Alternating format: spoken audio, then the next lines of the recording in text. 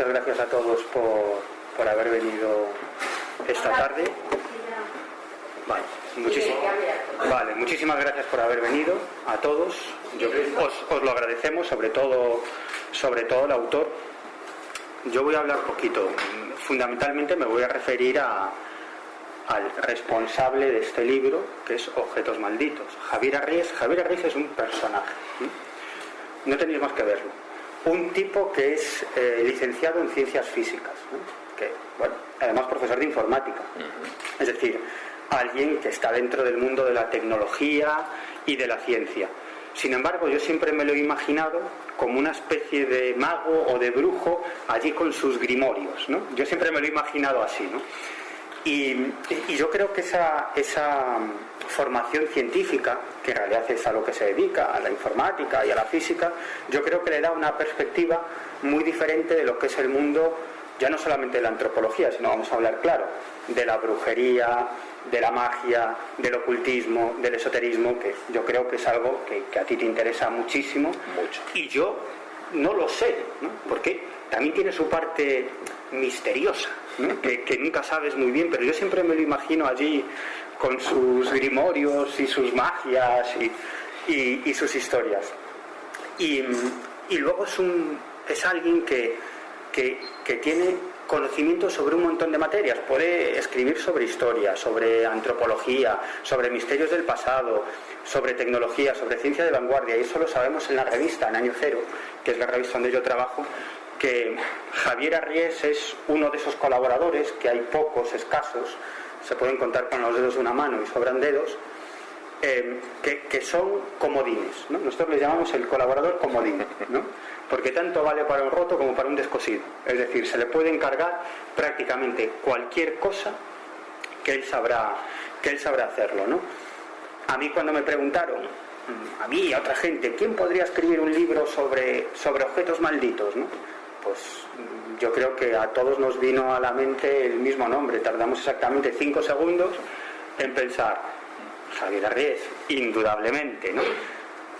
Primero porque, como digo, es un autor, digamos, comodín, que puede hacer cualquier cosa, y además este es uno de sus temas, ¿no? Un tema que sabíamos que lo iba a coger con muchísimo interés, ¿no? Y ahí está la prueba. En este libro no os vais a encontrar solamente historias, ¿no? Sino también análisis, alguna conclusión sobre, bueno, ¿por qué algunos objetos aparentemente están malditos, ¿no? En el libro os vais a encontrar de todo, desde muñecos y muñecas, que yo creo que es lo que más terror nos causa, ¿no? Los muñecos y las muñecas, pero joyas, cuadros, sillones del diablo, ¿no? Sillas del diablo, muebles, cajas de música, ¿no? De todo. Es decir, os podréis encontrar de todo, y también lugares, ¿no? Yo creo que cuando hablamos de algo embrujado siempre pensamos en un lugar, ¿no? Pensamos en un castillo y tal, o pensamos en un lugar cualquiera, en una casa, en una oficina, en un bosque, ¿no? Que también hay en el libro, bosques embrujados. Siempre pensamos en eso, pero difícilmente podemos llegar a imaginarnos un objeto maldito, ¿no? Y ahí está la pregunta, que yo creo que es la pregunta que es el hilo conductor de todo el libro. ¿Por qué un objeto es maldito? Primero, un objeto puede ser maldito, y segundo, ¿por qué? Porque la gente cree que ese objeto está maldito y por lo tanto ya le otorgan cierto poder, o quizás le transfieren cierta energía maligna a ese objeto, o simplemente pues porque ese objeto se ha ido impregnando de toda una serie de desgracias que han pasado a su alrededor y por eso es maldito. O bien, ¿por qué no? Que es algo que yo tampoco descarto, porque existe alguna influencia externa, incluso no humana, que pueda hacer ese objeto maldito. En definitiva, un libro interesante, fascinante, por un autor que, como siempre, profundiza. Yo siempre digo, Javier Arries, cuando escribió tu libro de vampiros, Sí. el mejor libro de vampiros, el mejor análisis con la mejor información, y aquí os podréis encontrar lo mismo, desde una visión más racional sobre este tipo de fenómenos a toda una serie de historias impregnadas de ocultismo, de esoterismo y de magia, que como digo son temáticas que el autor conoce y controla muy bien, probablemente el que más sabe, uno de los que más sabe de este tipo de historias en España, y además es físico informático. ¿Qué más queréis? Adelante, Javier. Bueno, pues ante todo, gracias, Miguel, por esta presentación. Te has ganado, calculo que unas 12 cervezas y 4 líquidos de los que tú quieras. Vale. Y sí, tienes mucha razón, son temas que me gustan mucho. Y de hecho, pues esa imagen que tú dabas, por ejemplo, John Dee o esos magos renacentistas, Sí. me encantaban. ¿Por qué? Sobre todo porque eran gente curiosa.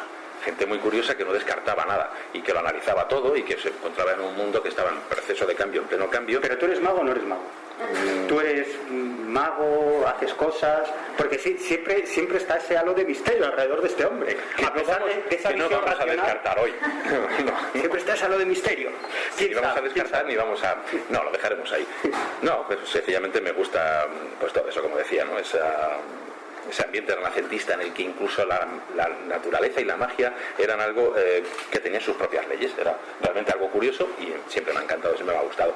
Objetos malditos lo he tratado siempre de, como hago casi siempre con este tipo de trabajos, de analizarlo desde fuera, es decir, no poner yo mis propias impresiones, no poner yo mis propias creencias. De hecho, en ningún momento dado, en ningún caso digo, pues yo creo que esto es falso o creo que esto es verdadero. Hay algunos casos en los que realmente sí puedo decir que son falsos porque me he encontrado algunos de estos mitos que son pues absolutamente falsos y se puede rastrear. Y evidentemente allí donde encuentro un dato falso o espurio, pues lo indico. Veremos, de hecho, algún caso os comentaré un poco. Pues a casos que realmente se dice, pues este sí, seguro que es falso, este es conseguido solamente llegar hasta aquí, en este otro hay datos verdaderos y otros que han sido falsificados, y pues prácticamente tenemos de todo. Y luego tenemos una serie de casos que incluso desde fuera, desde el escéptico, pues uno dice, caramba, qué cosas más curiosas, ¿no? Extrañas casualidades que te dejan un poquito pensando. Que a mí es lo que me gusta, también rozar ese término desde el punto de vista de la física cuántica, ¿no? En el que no sabe uno de qué lado está la materia y la energía moviéndose. Y, bueno, realmente te dejan un poquito pensando. Bueno, de momento ya tenéis ahí ese mono que nos dice, ya nos anuncia lo que vamos a ir encontrando por aquí, por estas páginas. Lo que voy a hacer es, pues deciros más o menos lo que yo he ido encontrando, una ligera sinopsis de lo que encontraríais en el libro, dentro de sus páginas. Yo me he encontrado una cantidad de objetos impresionante. No he podido meter a todos porque la cantidad es tremenda, apabullante, y solamente me he reducido a casos conocidos y que puede uno encontrar, bueno, se han difundido mucho en las redes sociales y por lo tanto son medianamente pues famosos y conocidos. Pero claro, si empieza a indagar uno incluso en los casos que le cuentan a uno o casos más o menos conocidos, la lista pues se hace interminable. Bien, indagando en el tema de la maldición, una de las cosas que primero me di cuenta es que el adjetivo maldito sirve prácticamente para todo. Por ejemplo, una casa infestada ya es absolutamente tildada de maldita. No tiene por qué. Una casa infestada, si aquellos que estáis más o menos familiarizados con la terminología de la parapsicología, sería aquella en la que se produce una serie de manifestaciones de diferente índole, de diferente tipo. No tiene por qué ser mala, sencillamente es perturbadora en todo caso, evidentemente, porque si tú ves que algo se mueve o que si ves una neblina que se está haciendo más o menos densa en una escalera, pues eso evidentemente pues lo que hace es inquietarte, pero no tiene por qué ser maligno. Entonces, en el libro yo me he reducido a definir maldito como aquello que tiene una influencia nefasta, es decir, que aquellos que lo poseen o aquellos que entran en contacto con esa cosa pues tienen problemas con ello, problemas serios en su vida que pueden llegar pues desde la ruina económica, separaciones matrimoniales, muertes incluso en algunos casos. Y indagando en esa naturaleza de lo maldito, pues a mí siempre me gusta indagar en la propia lengua de uno. El idioma nos suele dar muchos datos, muchas pistas, y la etimología ahí es una herramienta fundamental. Y si nos vamos a maldecir, resulta que viene del latín maledicere, decir mal, hablar mal de alguien, execrar, es decir, poner a alguien, como se dice, a parir, que además es una expresión castellana antigua que tiene también su porqué y entronca con los griegos, justamente. Bueno, pues ese maldecir, el decir mal de alguien, es en el fondo, dentro del pensamiento mágico, siempre me voy a referir con el pensamiento mágico a aquellos que creen en este tipo de cosas, a ese pensamiento que se contrapone un poco a lo racional y que está ahí y nos acompaña desde que somos humanidad. Muchos científicos, incluso me incluyo yo, por el día somos, y gente que no es científica por supuesto, muy racionales, y lo vemos todo claro. Todo nuestro mundo rodeado de luz, de tecnología, nos hace pensar que estamos en un universo perfectamente limpio y definido por unas leyes perfectamente corroborables, pero cuando cae la noche, amigo, ese velo de raciocinio a veces baja y aparece ese otro pensamiento que nos inunda, y de repente los rincones, las oscuridades, la tecnología deja de serlo tanto y empieza a aparecer ese otro lado. Bien, pues ese otro lado, esa forma de pensar alternativa, tiene su forma alternativa de ver las cosas, y bien, pues eso nos acompaña desde siempre. Indagando, pues me encuentro que la maldición, es decir, eso que se supone, según la etimología de mi propio idioma, el castellano en este caso, remitiéndome al latín, dice que es hablar mal de alguien, pero no solamente hablar, porque la palabra es magia, y la palabra tiene poder en ese pensamiento mágico, y ese decir mal se supone que atrae fuerzas. La palabra energía no me gusta mucho porque es un concepto físico, entidades, fuerzas, cosas que pueden hacer daño a la persona de la cual se habla mal. Y me encuentro que esto es tan antiguo, puedo encontrar rastros tan antiguos como en el propio antiguo Egipto, es decir, en el Imperio Antiguo, que estamos hablando casi de hace 5.000 años. Y me encuentro con que hay cosas como son las tablillas y las listas de execración, es decir, listas en las que los faraones, los sacerdotes del faraón, escriben los nombres de sus enemigos y a continuación, mediante métodos rituales, las destrozan, las rompen, las lanzan al suelo. ¿Con qué objeto? Con el objeto de que ese ritual, de que esa maldición, de ese decir mal de esos enemigos, se cumpla. Es decir, son los enemigos del Estado, en este caso, los que son maldecidos. Pero esta práctica no solamente es propia de sacerdotes y de faraones, también la gente, el pueblo llano, por decirlo así, también la practicaba. Encontramos, por ejemplo, fijaros que hay esa foto que está puesta como número 1, ahí en el Museo Egipcio de Berlín. Ahí tenemos un ejemplo de una tablilla de execración en la que hay puestos los nombres de unos enemigos y todo el mal que se le desea. La lista de males es increíble, y de hecho el arte de maldecir, si se puede decir así, no ha cambiado desde los egipcios hasta nosotros. Se maldice de la misma manera. Incluso los propios, ya lo veremos, los propios obispos de la Iglesia o el propio Papa, cuando maldice, lo hace siguiendo las mismas normas, la misma forma de hablar. El que te ocurra esto, que te pase esto, y toda una serie de males, algunos terribles, leerlo a veces te deja realmente pues impresionado. Fijaros, debajo de esa foto del Museo Egipcio de Berlín hay una figura de execración, procede del Imperio Medio, estamos hablando de casi como unos 4.000 años antes de Cristo, perdón, hace 4.000 años, y esta fue encontrada en Saqqara, y bueno, pues está ahí en un museo en Bruselas. Fijaros que tiene una forma antropomórfica y es una muñeca realmente.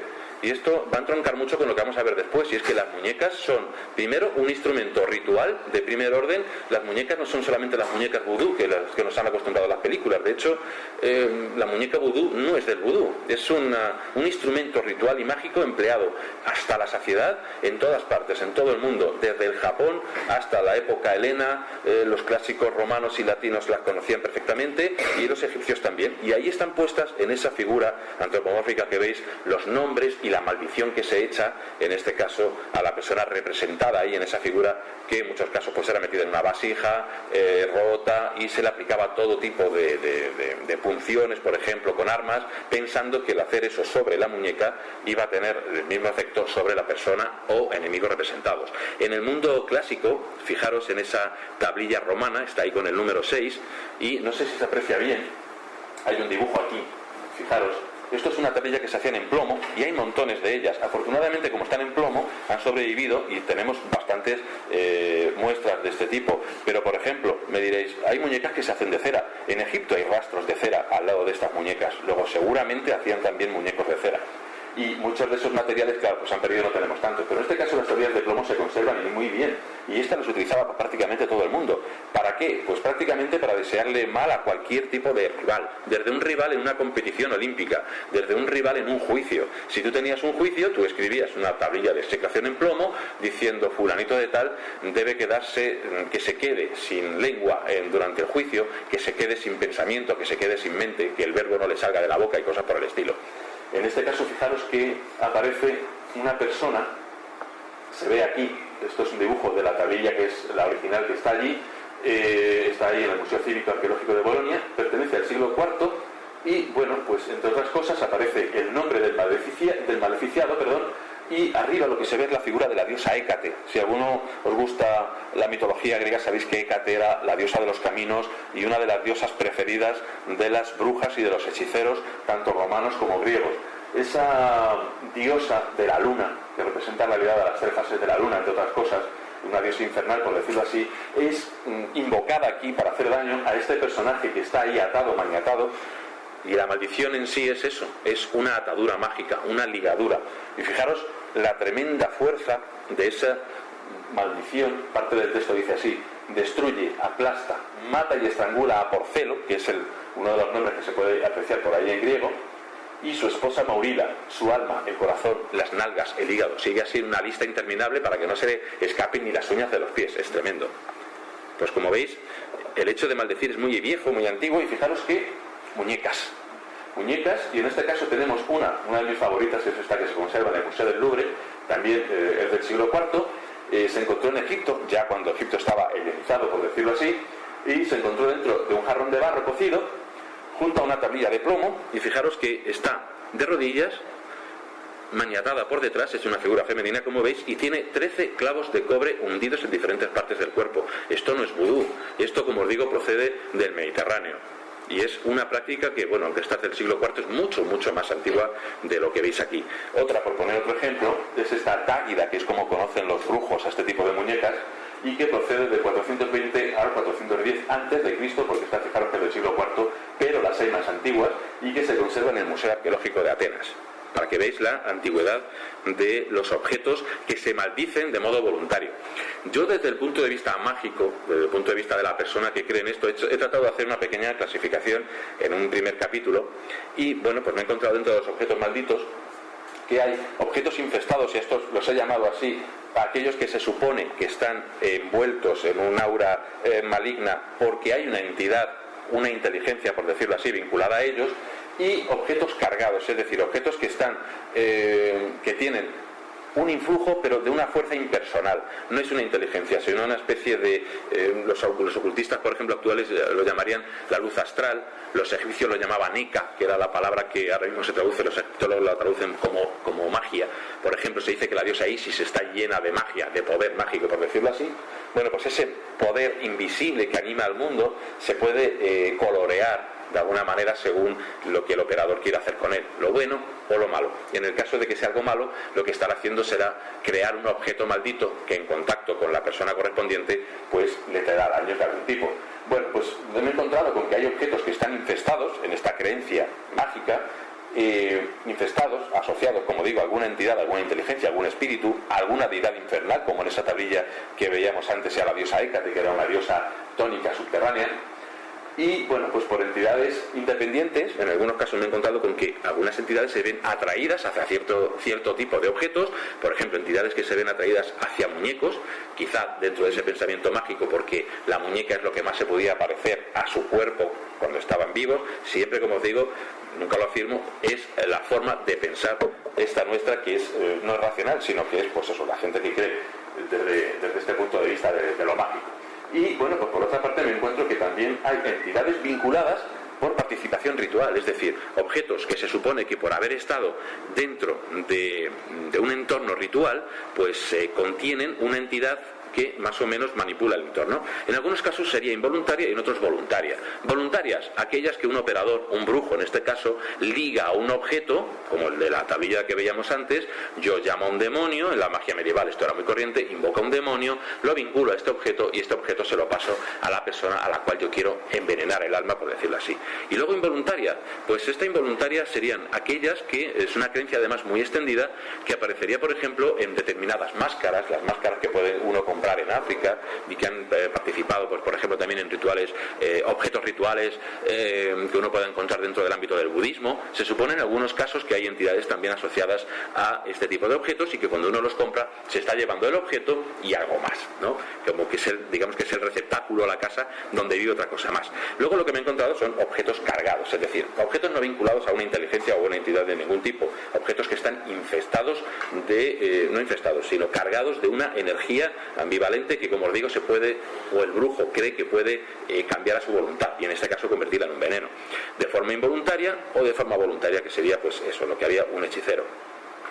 Esto es un modo de clasificación desde el punto de vista mágico, como os digo. Antes hablábamos de que las muñecas son, creemos que uno de los objetos más propensos a la maldición, como decía Miguel, y tiene razón, nos encontramos una multitud de muñecos asociados a las maldiciones, y fijaros que en esta pequeña introducción es que nos las encontramos ya desde el antiguo Egipto, no lo he mencionado antes, pero es que también tenemos incluso un festival en Japón donde las muñecas se utilizan como recipientes para los espíritus dañinos, es decir, hay un festival en Japón milenario en el que se crean muñecas, la fiesta de las muñecas le llaman precisamente, y lo que se hace en ese festival es todas los malos pensamientos, los malos deseos, las malas fuerzas, las malas entidades que puede haber rondando por la casa y por las personas son atrapadas en esas muñecas y luego se deshacen.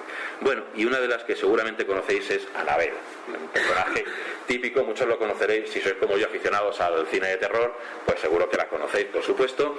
Es una muñeca que está encerrada, y digo bien porque está pues absolutamente metida ahí en ese cajita hecha especialmente para ella de madera, en el que hay una cartel que dice advertencia, no mover o no quitar de aquí bajo ningún concepto.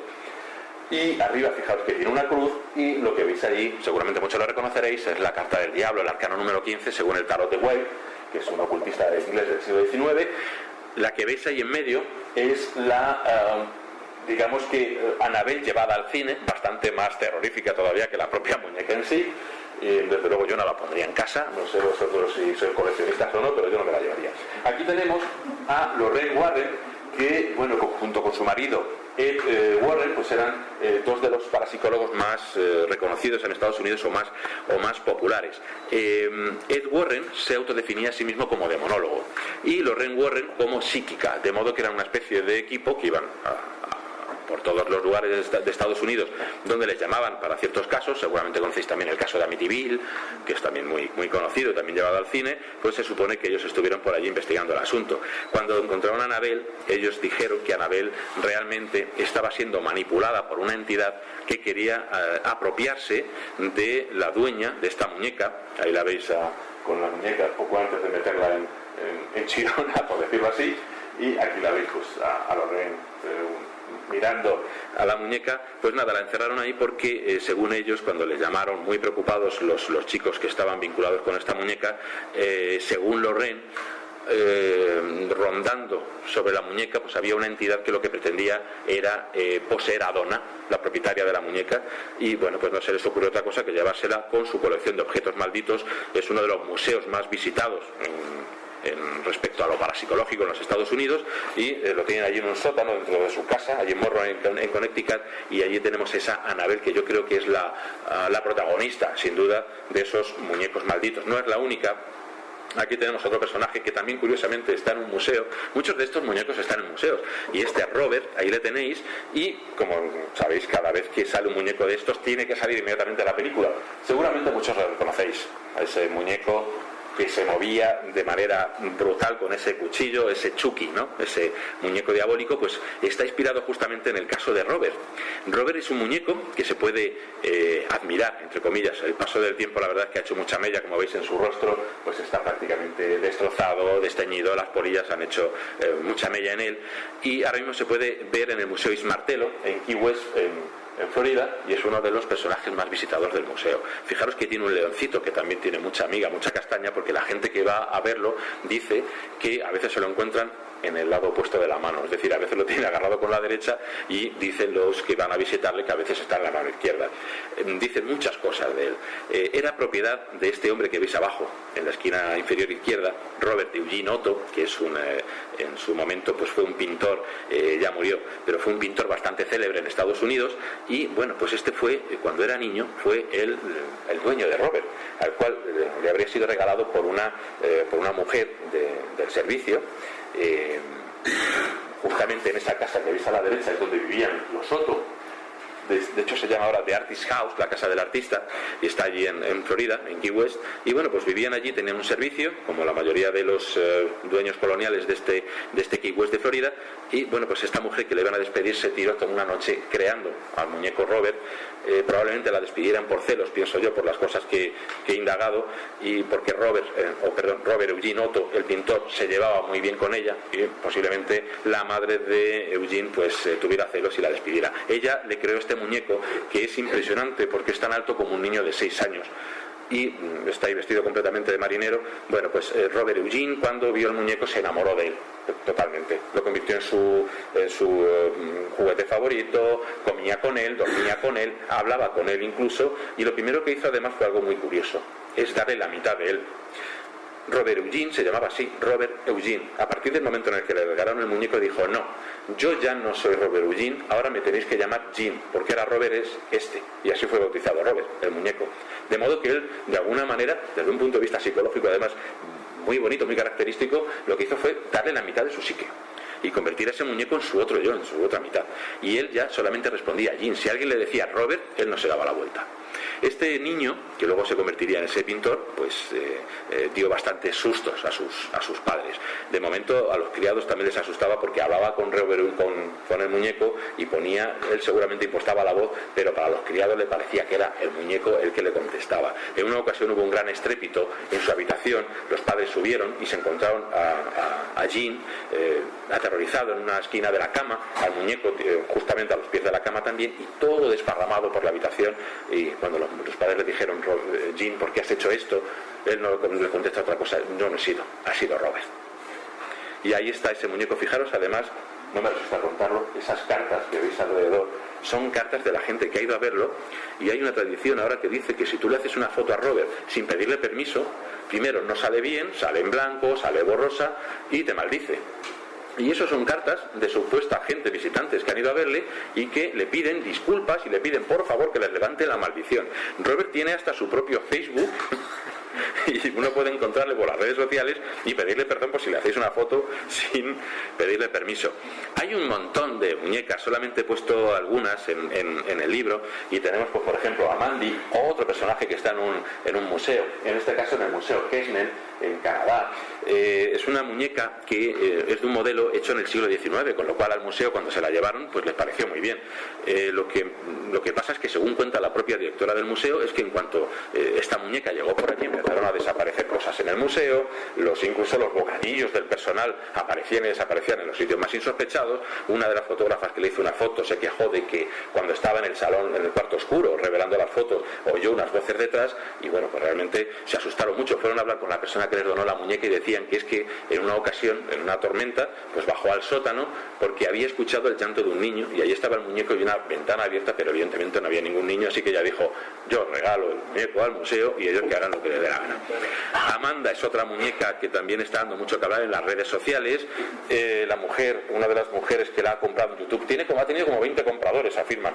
Le han ido pasando de mano en mano porque cada uno dice: pues yo quiero una muñeca maldita, pero parece ser que al poco tiempo dicen: pues ya no quiero una muñeca maldita, y la revenden a su vez.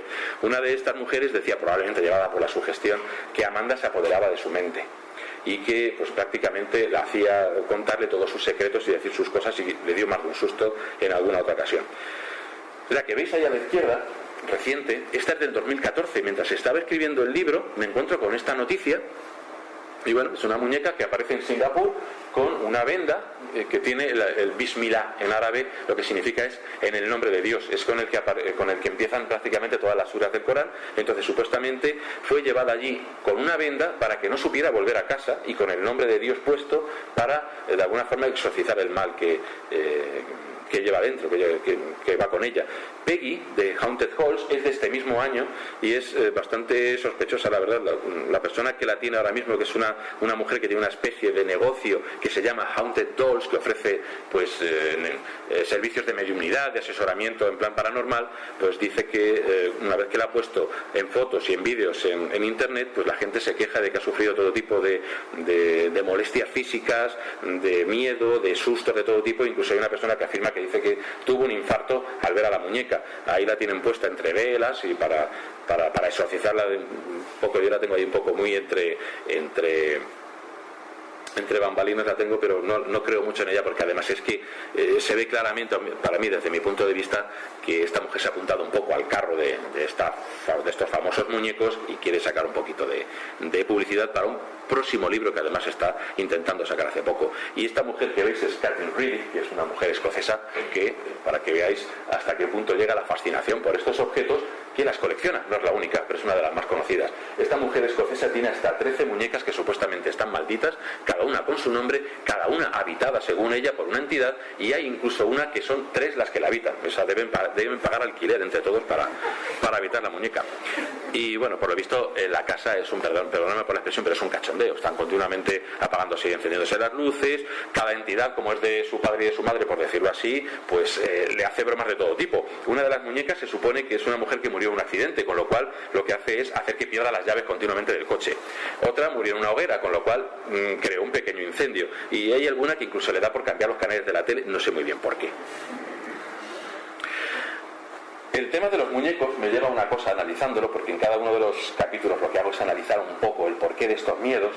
Y en el caso de los muñecos me he detenido un poco en él porque es que es un miedo ancestral, antiguo, y que yo creo que conocéis siempre mucha gente. Yo creo que todos tenemos un poco de miedo en algunos casos para ciertos muñecos, otros no, pero mucha gente seguro que conocéis a otras personas que ante cualquier muñeco sienten un cierto resquemor, y otros que incluso tienen un miedo que hay que sacarles de la habitación. Es una fobia, incluso se llama periofobia, y la gente que lo sufre ante muñecos empieza pues a sudar frenéticamente, a tener una sudoración intensa, los pálpitos del corazón son tremendos y realmente hay que sacarlas de la habitación donde están porque realmente físicamente se ponen mal. El que veis arriba a la derecha es Freud, que ya hizo un estudio sobre este tipo de miedo, en lo siniestro, un estudio que hizo Sigmund Freud, en el que dice que bueno, que las muñecas nos dan miedo porque de alguna forma se parecen también a esos objetos inanimados, a cadáveres, por lo tanto, y que nos da la sensación de que hay un remanente de vida en ellos que en cualquier momento puede animarlas. El señor que veis abajo de Freud es Masamiro Mori, es el autor de es un experto en robótica y es el autor de una hipótesis, de un estudio que es el tema del valle espeluznante. Es la traducción literal desde el japonés, el valle inexplicable, traducido en artículos al inglés y en castellano. Y lo que veis es, fijaros, hay uno de los ejes es, lo han puesto como familiaridad, de menos a más, pero quizás la mejor traducción sería empatía, es decir, la empatía que sentimos hacia un muñeco, porque de todos es sabido que los muñecos, los peluches, evidentemente también nos dan, hacen que empaticemos con ellos. Y por otro lado, el parecido humano.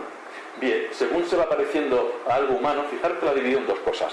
Cosas que se parecen a nosotros, que se mueven como robots, y cosas que no, que es esta línea continua. Fijaros cómo van subiendo. Imaginad que hacemos una cruz, sencillamente ya es algo antropomórfico, eso ya empieza a causarnos algo de empatía. Si a eso le añades una cabecita arriba, empieza a parecerse un muñeco, nos simpatiza todavía más, simpatizamos con ello más. Según va subiendo la cosa, creo que he cometido un desastre audiofónico. Según subimos, fijaros que nos encontramos con los peluches, y esos peluches nos dan más simpatía todavía. Pero ojo, fijaros que caía después. Fijaros ahora en los robots. Un robot industrial, ¿os acordáis de ese robot que decía datos? Que era una especie, no me acuerdo ahora mismo de la película, pero era pues un robot simpático, no muy parecido a un ser humano, pero tenía manos, tenía cabeza, una voz que hablaba, etcétera. Si vamos subiendo y nos vamos encontrando con los robots humanoides, los que se nos parecen empatizamos con él, pero ojo, de nuevo llega un momento dado en el que ese parecido, cuanto más se parece, si es excesivo, nos produce un terror extraño, que los psicólogos entienden bien y que este experto en robótica pues ha puesto aquí en este gráfico de manera pues perfecta. Fijaros que el caso de los robots se puede parecer incluso al miedo que nos dan los muertos vivientes, es decir, ya empezamos a ver como esa simpatía que nos produce el parecido con nosotros empieza a convertirse en terror cuando empezamos a darnos cuenta de que en realidad eso no es humano y que se mueve y que eso a lo mejor tiene una vida que nosotros no controlamos, ¿vale? Y fijaros en el caso de los peluches. En el caso de los peluches llegan a parecernos tan antipáticos que pueden recordarnos a cadáveres. Un cadáver, aunque esté perfectamente bien, maquillado, etcétera, nos da mucho repelús generalmente. Y es el mismo miedo que nos producen estos muñecos, estos peluches, cuando empiezan a parecerse demasiado a nosotros, demasiado a nosotros, nos dan el mismo miedo que nos pueda dar un cadáver. Por eso ese salto tremendo, nos simpatizan, pero en cuanto empiezan a parecerse a nosotros demasiado, decimos, uy, pero este material no somos nosotros. ¿Y si hay vida ahí dentro, una vida que no vemos? Ahí es donde aparece nuestro miedo ancestral. Y a partir de ahí, convertir uno de esos objetos en un muñeco maldito, hay un paso. Cuadros. Antes os he hablado de una clasificación desde el punto de vista mágico, pero yo me he encontrado otra un poco más pragmática desde el punto de vista del propio tipo del objeto. Muñecos, como habéis visto, montones, os he puesto unos pocos. En el libro también analizo otra serie de ellos y dedico un capítulo a estos, a los cuadros malditos. ¿Por qué? Pues el otro día, hablando con Manuel Berrocal, que está aquí entre nosotros, y en el programa La Brújula de la Escóbula, con David, que también está por ahí, pues comentábamos que los espejos son como una especie de puerta hacia el otro lado y nos dan miedo, la fascinación también, dependiendo de la circunstancia en la que nos encontremos. Y yo creo que los cuadros tienen mucho de eso. Un cuadro es una especie de ventana hacia otra parte. Un cuadro tiene un paisaje que no es el que está integrado en nuestro cuarto, en nuestra habitación en el que está ese cuadro. Y encima hay unos personajes ahí que nos miran en 2 dimensiones. Y desde ahí nuestra mente nos puede jugar o hacer muchas jugarretas. Hay muchos cuadros a los cuales se les atribuye una maldición. Entre ellos seguramente habéis oído hablar de los cuadros de los niños llorones, que en los años 70 eran súper populares. No había casa en España, en Portugal, en muchos países de Europa, no solamente en España, y en Brasil, en Inglaterra, en Dinamarca. Bueno, pues se pensaba que estos cuadros producían todo tipo de desgracias y especialmente incendios. La noticia salta a la palestra a partir de un periódico inglés, The Sun, que empieza a hacerse eco de los de ciertos dichos entre bomberos que se dicen entre ellos, que dicen que ellos jamás meterían un cuadro de estos en su casa, porque cuando van a una casa incendiada, entre las ruinas se los encuentran perfectamente indemnes. Y claro, empieza a surgir ahí la idea, ¿no serán estos cuadros los causantes de los incendios? Y efectivamente, pues durante años esta fue un poco la maldición que siguió a estos cuadros. Después, para explicar esa relación entre incendio y niños llorones, pues se le empezaron a asociar todo tipo de leyendas negras al pintor de este cuadro, de Bragolin, Bruno Amadio, de un pintor italiano, del cual se dijo que para tener tanto éxito vendiendo tantos cuadros había hecho un pacto con el demonio, que había pintado un niño que luego había muerto en un incendio y que ese niño era el responsable, atraía el fuego del infierno en los cuadros, y auténticas barbaridades. Se ha llegado a decir hasta, fijaros lo siguiente, si veis este niño, hay gente incluso que ha dicho que si le das la vuelta a 90 grados, a ver si lo imagináis, aparece como si un pez le estuviera comiendo la cabeza, y que es una señal diabólica. También han visto una cara diabólica en el hombro. Qué imaginación, por lo menos para mí portentosa. Sencillamente es un pañuelo que tiene el niño en la camisa, y bueno, al darle la vuelta lo ven, incluso lo dibujan, algunos lo interpretan como un pez, pero es que incluso he visto interpretaciones de que es un gorila. La imaginación es sorprendente. Otros cuadros, aparte de los niños llorones, pues fijaros, Dan Man, la verdad es que da un poco de echa para atrás. Yo cuando lo vi me recordó de inmediato al grito de The Munch, ¿verdad? Ese alarido, pero este da una sensación todavía más tremenda, más sanguinaria. Pues fijaros, de este cuadro se dice, este cuadro está en propiedad de un tal Sean Robinson, un escocés que lo ha puesto de moda en las redes sociales. Él tiene un canal de YouTube donde sube vídeos en los que supuestamente aparece el cuadro vigilado con una videocámara y aparecen luces, las puertas se cierran. Ojo, todo esto se puede imitar perfectamente con un corderito, y el tema de las luces con una simple linterna, unos reflejos, se puede hacer perfectamente. Lo que él dice es que este cuadro le fue regalado por su abuela, y a su abuela se lo regaló a su vez otra persona que aseguraba que el autor era un hombre desquiciado, absolutamente desquiciado, tremendamente angustiado, de ahí el nombre del cuadro, y que poco antes de suicidarse hizo este cuadro mezclando los óleos con su propia sangre. Ahí es nada.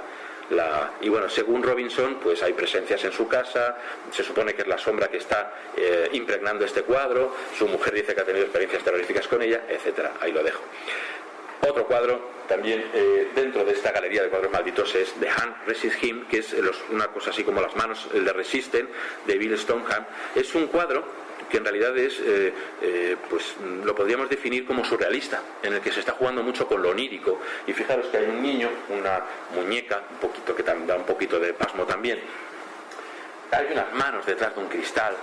Y volvemos otra vez al tema del cristal, el otro lado, esa puerta, esa ventana, y esas manos detrás de ese cristal. Pues realmente yo creo que una interpretación más o menos psicoanalítica, realmente lo que estamos ahí debajo de, o sea, lo que tenemos ahí es el subconsciente y esas pulsiones internas que llaman desde atrás, ¿no? Esas entidades que tenemos más o menos ocultas ahí en nuestro subconsciente, como diría Freud, o el inconsciente de Jung, esa luna, ese entorno, ese astro que además está ligado al inconsciente, y sobre todo ese juguete, dice además además el propio Bill Stoneham, que es el creador del cuadro, que representa pues a la infancia, a ese lado onírico, a ese lado del juego. Pero fijaros, este cuadro se hizo famoso porque de repente aparecieron unas fotos en las que el niño parecía haber salido del cuadro por la luz, y llegaron a decir que es que la niña le estaba amenazando para que sacara del cuadro, para que saliera del cuadro. Fijaros que parece tener una pistola. Y el propio Bill Stoneham, que hacía tiempo que ya no pintaba, se encontró con esto porque este cuadro fue comprado por una tratante de arte y localizó al artista y le mandó un email diciendo: tú no sabes la que está montando tu cuadro por internet. Bueno, pues le contó esto y le dijo: caramba. Decían que el niño además era un niño que había sufrido abusos cuando era pequeño, y dijo: no, soy yo, soy Stoneham, soy yo.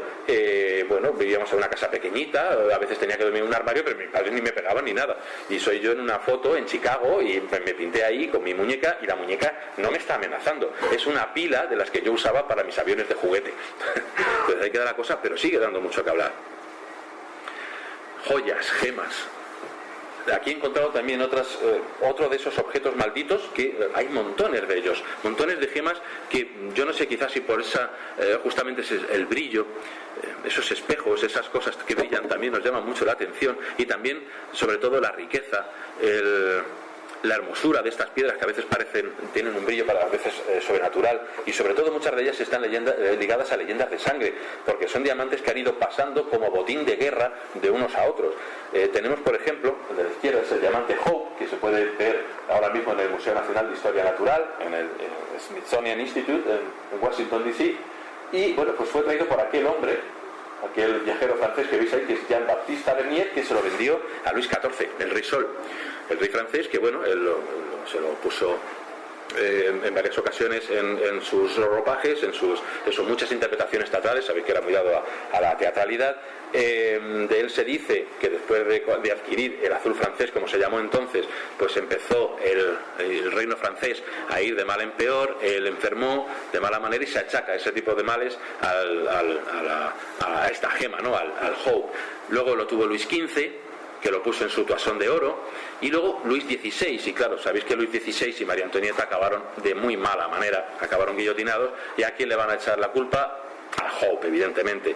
Una de las posibles víctimas, dicen, del Hope es precisamente la princesa de Lamballe, a la que se dice que María Antonieta le dejó la gema en una ocasión, y bueno, su fin fue horroroso. La encontró la turba francesa, la sacó de casa, prácticamente la descuartizaron viva, con el cadáver hicieron todo tipo de tropelías y pasearon su cabeza en una pica delante de la Bastilla donde estaba encerrada María Antonieta, y bueno, ya no supo de la algarabía, le dijeron: están paseando a vuestra mejor amiga en una pica. Pues la mujer se desmayó, y todo el aplomo que había tenido hasta entonces pues se fue. La última de las víctimas, se supone, es Evaline Matlin, una mujer que daba mucho que hablar en Estados Unidos, tenía mucho dinero, hacía grandes fiestas y estaba prácticamente en todos los periódicos estadounidenses, pues prácticamente a todas horas. Esta mujer al principio pues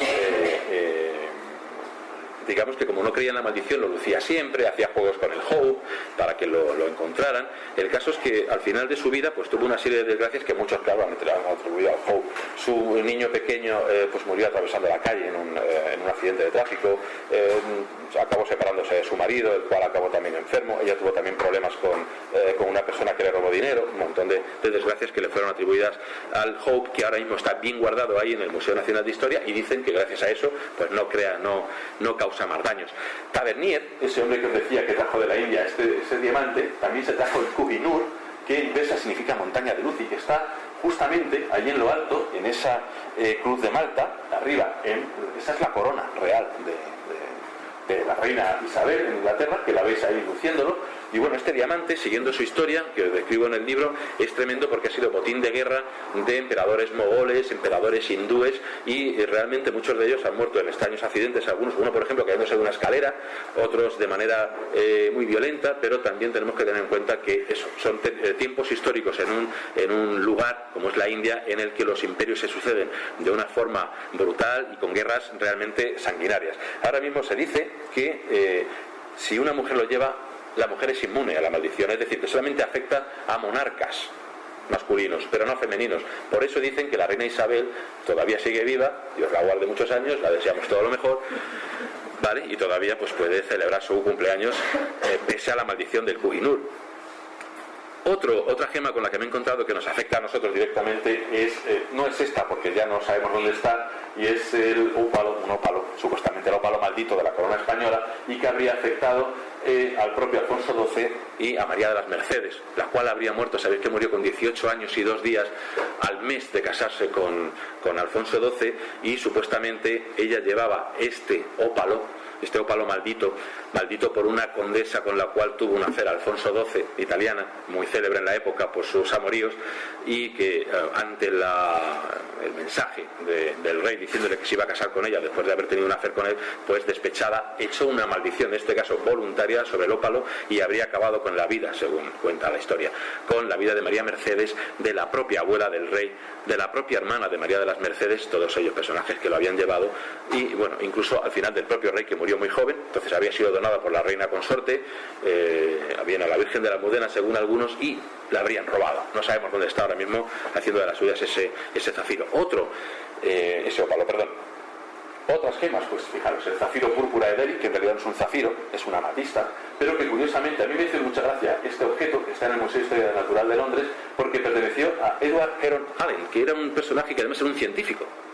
Y un científico que curiosamente tuvo una serie de experiencias que él relata de manera autobiográfica en unas notas que aparecieron en el museo junto a la gema, y que ahora se puede ver. Y este hombre es que llegó a hacer, bueno, es evidentemente la gema. Arriba hay otras 2 amatistas talladas en forma de escarabeum, de escarabajo egipcio, para contener la supuesta mala suerte que produce el zafiro, que yo os digo que es una amatista, y abajo está rodeada con una tau y con una inscripción que pone tetragrammatón, que es los que conocéis un poco de la magia medieval y tal, es una referencia a Yod-He-Bauhe, a las palabras que componen el nombre de Dios, es decir, una especie de talismán que rodea la gema para evitar la mala suerte, que él la metió también dentro de una caja, advirtiendo que por favor que no lo cedieran. Bueno, le pasaron una serie de cosas realmente extrañísimas. Otro, el anillo del destino, que sería tampoco sabemos dónde anda, si es que existió alguna vez, que era un ojo de tigre, y que lo habría comprado Valentino, y a partir de ahí, bueno, pues lo habría obtenido por la Négrida, que fue una de sus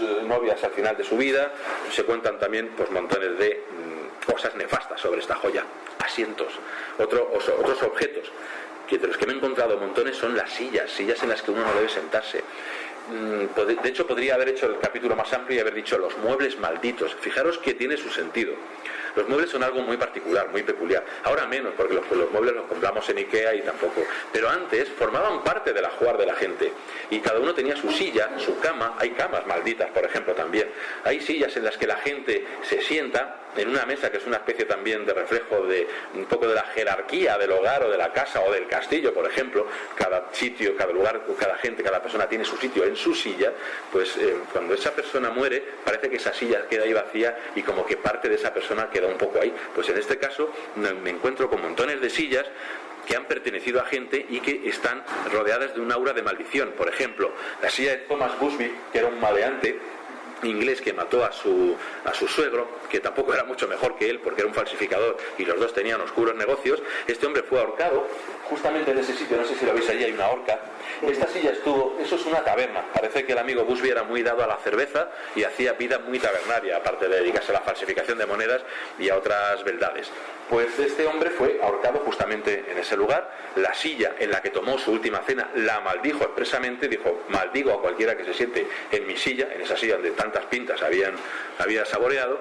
Y a partir de ese entonces en la taberna se cuenta que todo aquel que se sienta pues la palma al poco tiempo. Hasta 61 víctimas afirman que tiene la silla de marras, muchas de ellas pilotos de las fuerzas aéreas canadienses y en la Segunda Guerra Mundial, que bueno, algunos de ellos inexplicablemente por la típica machada de decir: a que no te sientas en la silla maldita, pues se sentaban. Y al parecer, según cuentan los lugareños, ese piloto, algunos de ellos incluso hay informes en los que sí se puede leer que tuvo un accidente esa misma noche, un accidente de coche. Algunos decían que no volvían del frente, y bueno, una serie de accidentes que incluso pues han tenido lugar con gente de la propia taberna. El dueño de la taberna incluso dijo: mira, se acabó el asunto ya, y cogió y la donó al Museo de Thiers, que es donde está ahora mismo y donde se puede admirar, y la han puesto arriba del todo porque la gente se empeña en sentarse en la silla dichosa, así que la han tenido que colgar en la pared para que no se sienten. Hay otras muchas más. Esa silla de Gisbert que veis, pues en el libro hago referencia, son las sillas del diablo, son pongo varias dentro del libro, pero para que os hagáis una idea, muchas de ellas se dice que están en cementerios y se dice que son del diablo y allí va el diablo a sentarse. Entonces hay uno de ellos curioso, por ejemplo, en la que se dice la gente le deja botellines al diablo. El diablo va por las mañanas, o sea, de noche, claro, a medianoche se bebe su botellín o su cerveza y por la mañana dicen que los cascos aparecen vacíos. Claro, porque el diablo se lo ha bebido. El sillón de Amanda en Valeroy, en Filadelfia, que es una de las casas, dicen, más hechicizadas de los Estados Unidos, se supone que está maldecido por un espíritu llamado Amanda. También es una larga historia que cuento en el libro. De la silla de Homer Collier, que es algo también espantoso, un accidente que ocurrió en casa de dos hermanos en Nueva York y bueno, pues estos dos hermanos que eran muy extravagantes y tenían mucho dinero, al final ni salían de casa ni nada de nada, porque tenían una casa en el Bronx y cuando ellos heredaron la casa pues era un barrio rico, un barrio de gente muy pudiente de hecho, y luego acabó convirtiéndose pues en un lugar poco frecuentado precisamente por gente que te mira por su seguridad. Bueno, pues en este accidente una semana antes murió uno de los hermanos, el otro, que era ciego, quedó encerrado en su silla y murió. El hombre pues ahí prácticamente de inanición, porque el otro pues había muerto y no podía llevar la comida como acostumbraba. Además tenían un montón de basura, toda la casa, que es enorme, estaba llena de objetos que habían acumulado y pues había un montón de pasadizos, entre ellos había muerto el otro hermano y allí había quedado. A partir de aquí a esta silla se le ha atribuido, claro, todo tipo de desgracias y ahora mismo está en posesión de un coleccionista de objetos extraños que también interviene en determinadas películas de Hollywood, dentro de las películas de serie Z, diría yo, más que de serie B. Y bueno, pues ahí está. Y nosotros tenemos aquí en España una silla del diablo que podemos admirar en Valladolid, en el Museo Arqueológico, y fijaros que esta foto la tomé pues no hace mucho. Y tiene una cinta roja para evitar que la gente se siente, precisamente. No la han puesto, yo creo que acabarán poniéndola, porque cuando vi yo había gente que rondaba cerca de la silla con intenciones, yo creo que un poco funestas.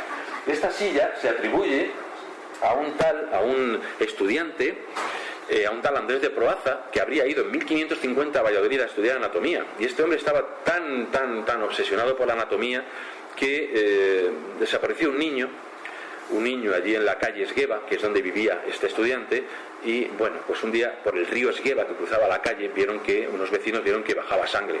Evidentemente las autoridades fueron inmediatamente a la casa de este hombre y pues se lo encontraron allí. Había viviseccionado al niño.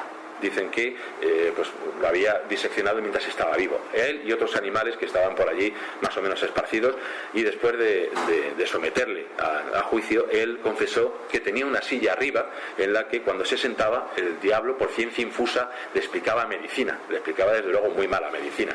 Y ahí está ese sillón en el que se dice que si te sientas en él, una de dos, o la palmas a los 3 días o el diablo te regala con una generosa cantidad de conocimientos. Yo prefiero quedarme en la ignorancia.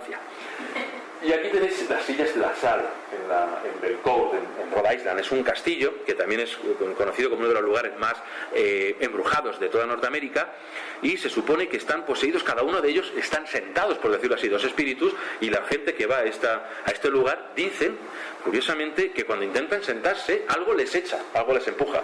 Es normal, a nadie le gusta que se sienten encima de uno. Más cosas que he encontrado por ahí indagando entre objetos malditos. Y de un poquito de prisa porque si no os voy a matar de aburrimiento, como el propio Ossi que está aquí ya. Yo creo que le maté yo el aburrimiento. Fijaros, dentro de la arqueología, seguro que todos conocéis la maldición de Tutankamón, ¿verdad? Ahí tenéis a Howard Carter, que es el hombre que descubrió la tumba de Tutankamón, Lord Carnarvon, que habría sido el primero en morir víctima de esa maldición, y que, bueno, hay una explicación científica que es ese hongo pequeño de allí, diminuto, el Aspergillus, que, bueno, pues se concentra así, tendría concentraciones muy altas en determinados lugares asociados a excavaciones, y la gente, evidentemente, al entrar en esos lugares, al aspirarlo, pues el Aspergillus sería el causante de dolencias de tipo respiratorio que podrían haber acabado con la vida de más de uno de los que se dicen han sido muertos por la maldición de Tutankamón. Pero hay otros muchos. Este objeto que veis ahí, muy bonito por cierto, esa tapa de sarcófago polícromo, no es un sarcófago, es solamente la tapa, que está clasificado en el Museo de Londres como el EA22452, la llaman la momia de la mala suerte, y mucha gente va al museo justamente a verla a ella, se quedan como muy atrás diciendo, ojo, cuidado. Hay toda una leyenda de ella que dice, bueno, no os voy a contar porque es bastante largo el cómo llega hasta el museo, toda la gente involucrada muere. El caso es que el último de los poseedores, pues asustado por las cosas que ocurren en la casa, habría llamado a Madame Blavatsky que es la fundadora de la Sociedad Teosófica, para que tratara de exorcizar un poco el objeto, y esta mujer dijo, Blavatsky dijo, pues no, esto no hay quien lo exorcice, deshazte de ello en cuanto puedas.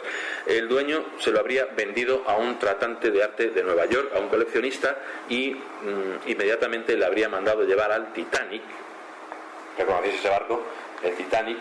Bien, pues entonces se cuenta esta historia, que habría sido llevado en el Titanic para que llegara hasta Nueva York, para que este hombre pues tuviera este objeto que había comprado, y la momia habría sido la responsable del hundimiento del Titanic. Este ya os digo que es un objeto maldito, que es más falso que una moneda de cartón.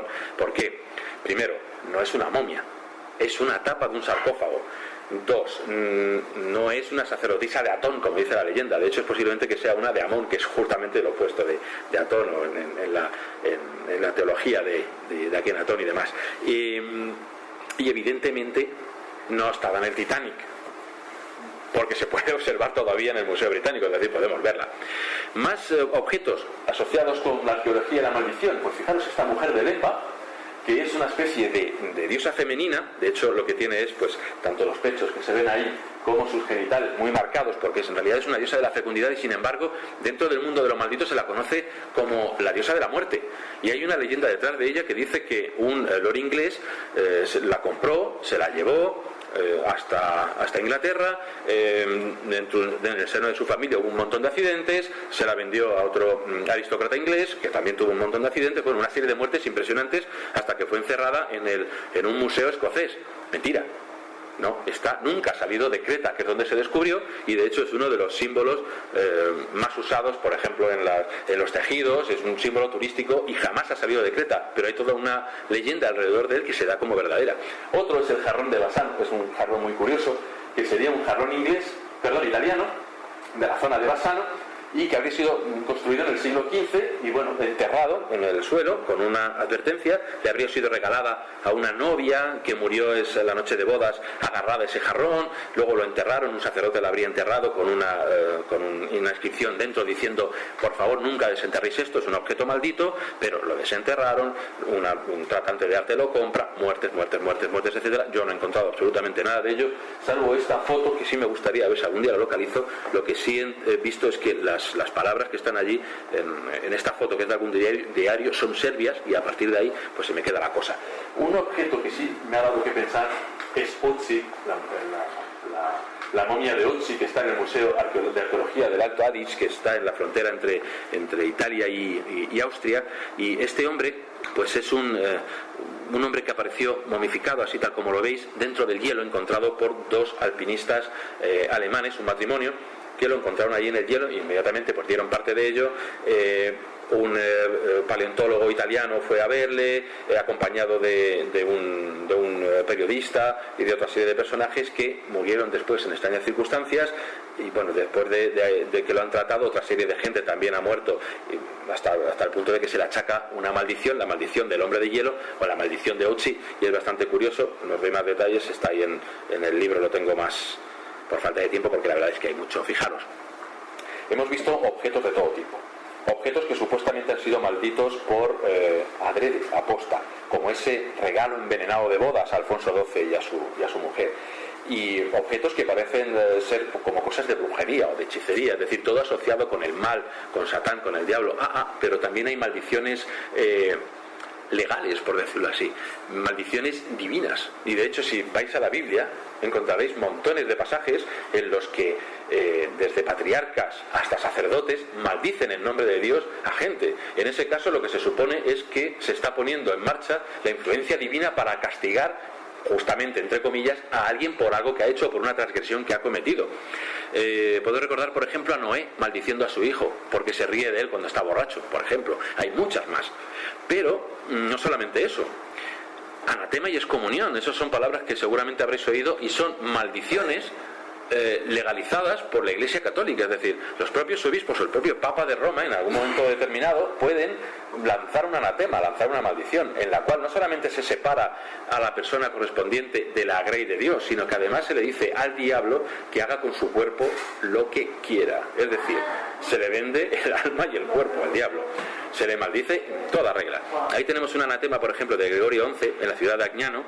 Algunas de ellas son maldiciones o anatemas que se dicen anatema para todo aquel que haga esto o haga lo otro. Por ejemplo, en esta cédula de excomunión, no es un anatema, es una excomunión que está en la Biblioteca Antigua, en la Universidad de Salamanca. El Papa maldice, anatemiza, excomulga a todo aquel que se atreva a robar un libro de la universidad. Tuvieron que llegar a este punto porque los chorizos de los estudiantes hacían un expolio tremendo en la universidad, y entonces dijeron, pues incluso escribieron al Papa diciendo, mira, nos dejan sin libros. Entonces, bueno, pues los excomulgo, y pusieron esta curiosa cédula de excomunión. Otras, pues fijaros, veis ahí la isla de Lokrum, que está muy cerquita de Dubrovnik, de la ciudad de Dubrovnik. Bueno, pues esta isla estaba habitada por unos benedictinos que fueron expulsados en 1806 por el general francés Marmont a las órdenes de Napoleón.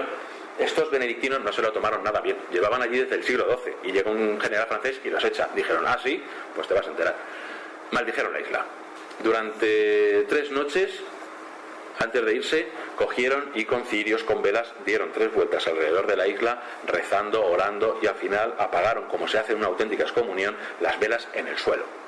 Todo aquel que tuviera la isla quedaría maldito. Bueno, se supone que esta isla acabó. Los 3 personajes que se la vendieron al general, 3 aristócratas serbios de Dubrovnik, murieron en diferentes circunstancias. Después se hicieron con ella los Habsburgo, y bueno, pues todos los Habsburgo que han estado por allí se supone que han muerto de mala manera, incluidas entre ellas, seguramente la conocéis, a la emperatriz Sisi, que habría muerto por el golpe de un estilete que un anarquista pues le dio en el pecho, pues el mismo día de su muerte, claro, evidentemente. Bien, otra piedra, por ejemplo, que es una maldición también eclesiástica, la piedra de Carlis, ahora mismo está puesta en esa pequeña ciudad en la frontera con Gales, y dicen que desde que la han puesto allí, pues hay montones de incendios. Ha habido incendios que han destruido fábricas que daban empleo a mucha gente, con lo cual ha habido mucho paro. Fiebres de aptosa que mataban al ganado también han sido atribuidas a ella. Inundaciones, ha ocurrido de todo, e incluso le atribuyen, atención, la mala racha del equipo local de fútbol, que hace mucho tiempo que no gana nada, y todo es por la maldición. Porque a alguien se le ha ocurrido en el ayuntamiento reproducir parte de esta maldición, que es una maldición que el obispo de Glasgow en 1525 lanzó sobre algunas de las familias de la zona, sobre todo familias de escoceses, que lo que hacían era piratear al resto eran malos cristianos y se dedicaban a robar, pues a robar ganado, a robar estancias, etcétera. Y ahí está esa maldición.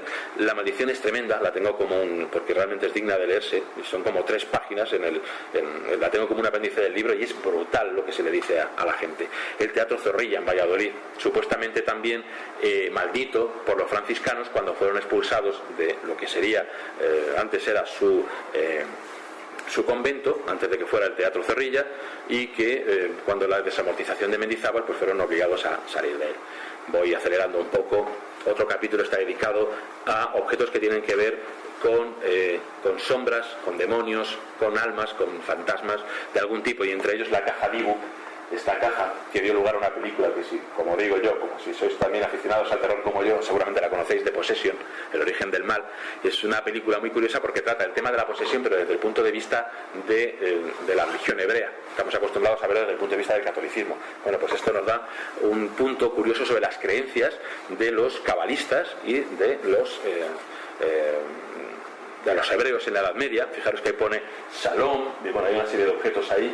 Se supone que esta caja lo que contenía era un dibuk, un alma en pena, que ni iba ni al cielo ni iba al infierno, y estaba encerrada ahí porque era un alma que pues hacía daños de todo tipo. Dentro de estos objetos también he puesto las calaveras aulladoras, que curiosamente solamente se dan en Inglaterra. Hay un montón que menciono en el libro, pero todas tienen algo en común. Son gente que ha muerto en una casa y se niega a salir de ella, y la calavera está dentro, o bien se conoce dónde está, o está enterrada dentro de los muros de la casa, y cuando alguien trata de sacarla de la casa, maldice a esa persona que acaba mal, y la calavera acaba volviendo a casa. Otros objetos.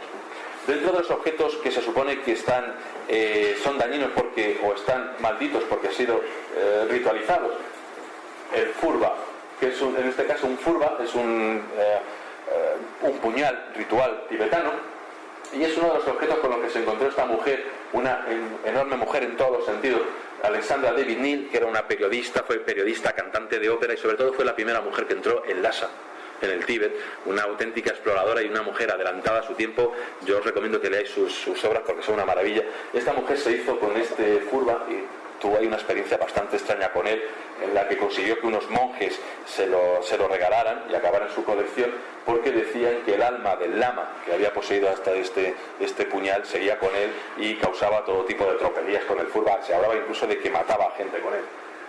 James Dean y el pequeño bastardo, sabéis que James Dean murió en un accidente tremendo con un coche, le gustaban mucho las carreras y la velocidad, y el pequeño bastardo es como llamaba a su coche. Bueno, pues después de su muerte en este coche fatídico, pues se supone que sus piezas están malditas, están un poco cubiertas con esa sombra de James Dean muerto de aquella mala manera, y hay también una maldición asociada a esas piezas del coche, tanto a las ruedas, el motor, etcétera. Y bueno, vamos acabando para no aburriros más. Hay de todo, fijaros que hay objetos, pero también se lanzan maldiciones sobre sitios. Y digo, se lanzan maldiciones. No es lo mismo una casa maldecida por alguien que una casa en la que hay manifestaciones parapsicológicas. Como os decía antes, una cosa es una casa infestada en la que se supone que ocurren todo tipo de fenomenología paranormal, pero no tiene por qué ser dañina. Sin embargo, hay casas en las que alguien ha maldito la casa. Yo he encontrado algunas. Entre ellas está Cadario, que es una casa preciosa, un palacio, como veis que está en Venecia, en el Gran Canal, y bueno, pues esta casa tiene un historial de muertes, de asesinatos realmente curioso, constatables, que es lo más curioso. Y hay pues industriales italianos que han muerto, su hermana que vivía con él, mucha gente pues han muerto asesinados también. Otro de los poseedores asesinado por un marinero que le fue a robar. Bueno, una serie de crímenes de lo más curioso. Fijaros hasta qué punto tiene fama. Sabéis que Woody Allen, el director de cine, no cree absolutamente en nada, es súper escéptico. Estuvo en un tris de comprar la casa que ahora mismo permanece sin comprador, y estuvo en un tris de comprarla y en última hora dijo, quita, mejor no. O sea, se echó para atrás. Más, restos seres. Bueno, perdón, antes voy a hablar de Aokigahara. ¿Veis ese bosque? Este bosque está en Japón, es evidente. Bien, lo que pone ahí curiosamente es algo así como esto: por favor, antes de hacerlo, considera que hay gente que te quiere, considera que hay gente que vas a dejar atrás. Son carteles para suicidas, son carteles que están en ese bosque que es inmenso. Aokigahara es el mar de árboles, está ahí a los pies del monte Fuji, un lugar sagrado ya de por sí, y son carteles que se ponen para que la gente no se suicide. Hasta allí van decenas, en algunos años centenares de gente a suicidarse. Es un lugar que tiene una tradición incluso hay escritos que hablan de él hace 1000 años, en el que se dice que incluso samuráis se iban allí a quitarse la vida, haciéndose el harakiri, esa forma de suicidio ritual japonés, pues por amores despechados, no correspondidos, que hay demonios que poseen a la gente y la inducen a quitarse la vida. Y bueno, esa tradición sigue ahí, e incluso hay voluntarios que todos los años recorren el bosque para tratar de encontrar cadáveres de gente que se ha suicidado allí, que en algunos casos ni encuentran o te encuentras, porque el bosque es tan grande que pueden estar en cualquier parte y en cualquier lugar, un sitio tremendo. Y hablando de suicidios, no puedo dejar de mencionar a Red Seres, este hombre de ahí, un hombre húngaro, que compuso una canción que es conocida como la canción del suicidio. Gente muy conocida además ha hecho una versión de ella, y bueno, tiene arrastra la leyenda negra esta canción de que los que la escuchen se sienten tentados a suicidarse. De hecho, en Hungría pues he encontrado mucha gente que se había suicidado después de haberla escuchado en la calle, que en notas de suicidio había puesto algunas notas de la canción. Es realmente triste, Domingo Triste se llama además, y bueno, con partituras, etcétera. Más casas en las que también ha habido maldiciones. Fijaros, Wally House en San Diego, otra casa de la cual se dice también que es una de las más hechizadas de Estados Unidos.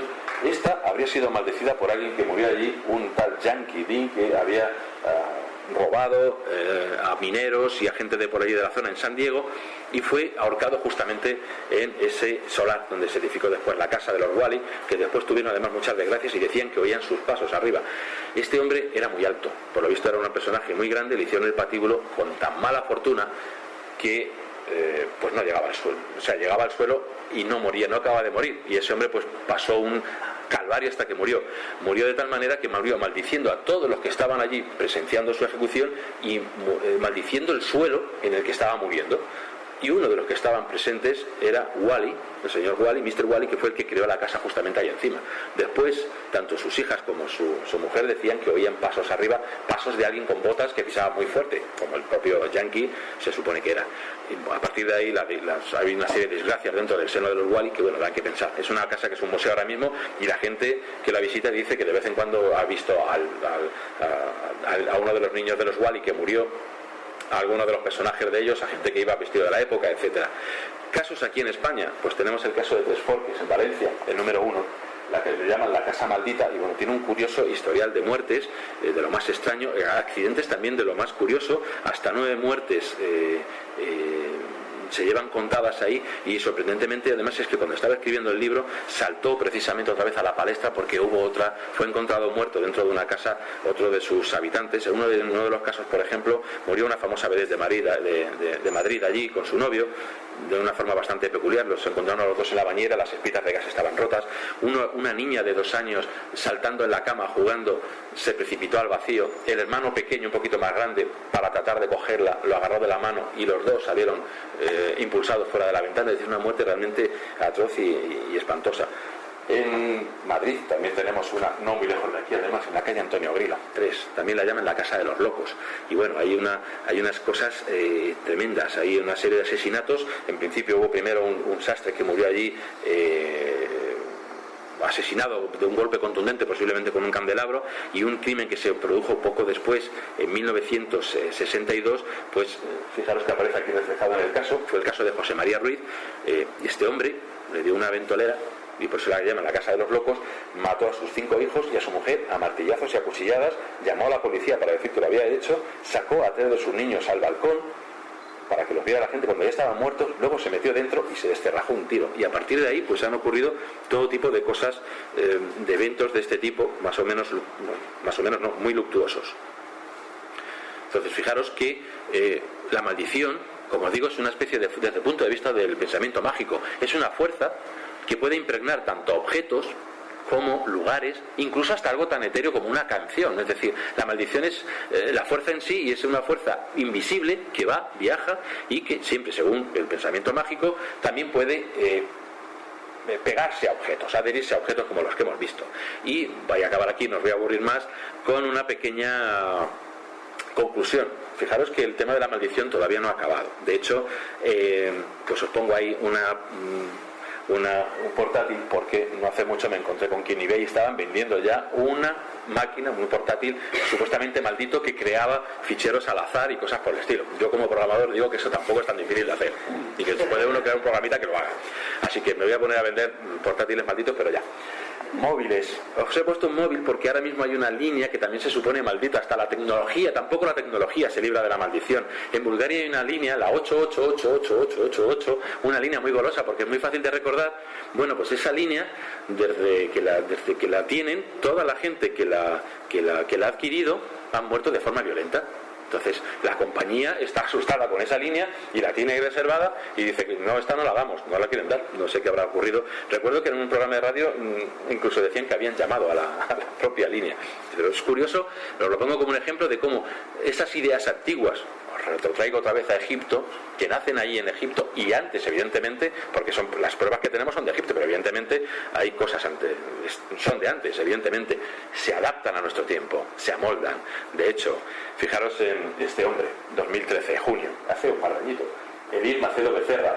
Aquí no es tan famoso, pero en América sí, fundador y obispo de la Iglesia Universal del Reino de Dios. Este hombre, un día harto de que su Grey estuviera con los móviles mientras él estaba dando su sermón, lanzó esta maldición. Fijaros, no tienen consideración, malditos sean los teléfonos de las personas que los trajeron aquí ahora. Y fijaros, porque esto es la técnica para maldecir, que queden defectuosos y nunca tengan una forma de arreglarlos. Maldito, yo maldigo el teléfono, maldigo esa porquería, vas a tener que comprar otro teléfono, te maldigo si lo traes la próxima semana, voy a mantener la maldición, una maldición en toda regla. Y ahora os pongo esto para terminar ya. Y este es otro experto en robótica, y fijaros, esa aparente chica que tiene al lado es un androide. Es un androide. Y eso me da que pensar, y con esto quiero hilar con aquello del valle inquietante, porque con esto nos vamos a encontrar ya mismo.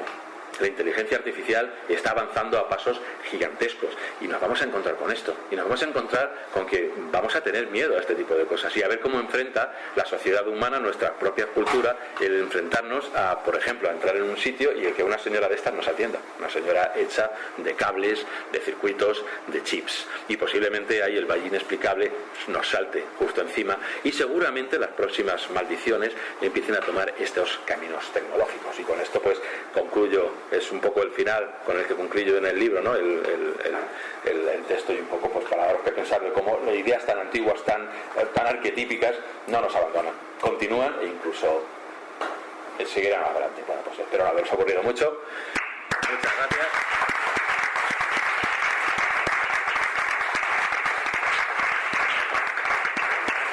Sí, claro.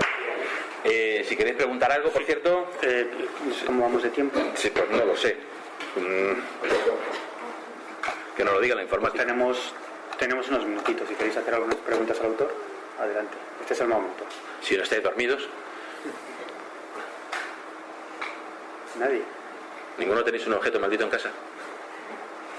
¿Ninguno? Pues mi hija tuvo una muñeca, no era muñeca, era una cosa pequeñita, que de vez en cuando se ponía en marcha sola. Esas cosas sí que dan miedo. Y lo tiramos, porque es que una noche empezó, hola, hola. Imagínate, al día siguiente estaba en la calle. Pues me imagino. Eso es como, yo lo digo muchas veces, si habéis visto la portada del libro, aquí en la primera, sí. Digo siempre que al cliente número 1000 le vamos a obsequiar con uno de esos monitos que a las 4 de la mañana ameniza la velada saliendo debajo de la cama y tocando los platillos. Evidentemente esas cosas dan mucho que pensar. Si el juguete fuera algo inanimado, inane, o que no tuviera una forma que se pareciera a nosotros, seguro que no nos causaría tanto repelús, pero al ver un objeto que realmente parece algo pequeñito que se puede mover como nosotros, ahí la imaginación pone absolutamente todo. No veas. Sí. Lo que hablas también de los anatemas me causa curiosidad, y aparte no hay algo en la iglesia que haya sido algo ya, por decirlo así, bendito, y luego haya pasado a ser maldito. No hay nada de eso. ¿De bendito a maldito? Digo yo, que haya sido algo como, ya el anatema ya es curioso en sí, ¿no? Que exista algo como eso, ¿no? Que desde la sí. propia divinidad se pueda maldecir, ¿no? Pero ya que haya algo que sea propio o venido a la divinidad y que se pueda transformar en... No, suele ser al revés. De hecho, claro, es que si no sería un poco contradictorio. Es decir, si algo viene de Dios que se convierta en negativo... Claro. Porque se usa para eso, ¿no? Exacto. De hecho, fíjate que en realidad tiene mucho sentido, porque la maldición como objeto de justicia, porque una cosa es la maldición como rencor, te odio, luego te maldigo. Otra cosa es la maldición que lo que hace es pedir justicia, clamar a la justicia divina para que esa persona no salga bien parada de ninguna de las maneras. Por ejemplo, en África se suele maldecir a los ladrones. Con determinado ritual se echa una maldición para que el ladrón tal o cual no disfrute de lo que ha robado, sino que, fijaros que nosotros lo hacemos también inconscientemente. Decimos muchas veces, así se le rompa el móvil al que me lo haya robado, se le caiga en la cabeza, para ser suaves. Y lo hacemos inconscientemente también. Además utilizamos el mismo tipo de lenguaje. Ojalá que sea tal, es decir, es una especie de imperativo, y aludimos generalmente a algo, mal no sé qué te parta. Lo hacemos siempre con el mismo tipo de cosas. Y los propios egipcios lo hacían, es decir, cuando el propio faraón o el propio sacerdote evidentemente pensaba que estaba haciendo algo justo, que era mandar la ira divina, la ira de los dioses, contra los enemigos de Egipto, los enemigos del Estado, que para ellos era evidentemente el Estado sacro, y que evidentemente los enemigos pues eran pues poco menos que los desperdicios del dios Set, el dios malo, el dios de todo lo que estaba además de los extranjeros, porque se representaba justamente al desierto. Entonces, claro, para ellos era algo legal y algo que se debía hacer. Herencia de eso, pues prácticamente no hay religión en la que los sacerdotes, o uno de los poderes del sacerdote, sea precisamente invocar la justicia divina mediante un rito u otro, y la Iglesia Católica tiene el suyo. Pasar de bendito a maldito, claro, difícil, porque algo que es bendecido se supone que lo divino ya está ahí y por lo tanto no va a cambiar de dueño, por decirlo así, no se va a ir a otro lado. Lo que sí hay, por ejemplo, es levantar la maldición. Es decir, si eso que antes previamente era maldito deja de serlo, o cumple con lo que se le dice, pues entonces se le devuelve al seno de la Iglesia, con lo cual no es que sea bendecido, de alguna forma sí, porque después de eso hay un rito de bendición en el que se le bendice, pero digamos que se le levanta a la excomunión. Y de hecho tanto en el catolicismo como en el resto de culturas, la maldición, fijaros que hay muchas expresiones que es lanzar una maldición. Es como lanzar un objeto, como lanzar un arma, como lanzar un boomerang. ¡Pum! Tú le das a ese objeto. Y además que es que tiene la sensación de que cae como una losa. La maldición cae como una losa. Si encima es divina ni te cuento. O sea, ¡pum! Los 10 mandamientos, cataplas.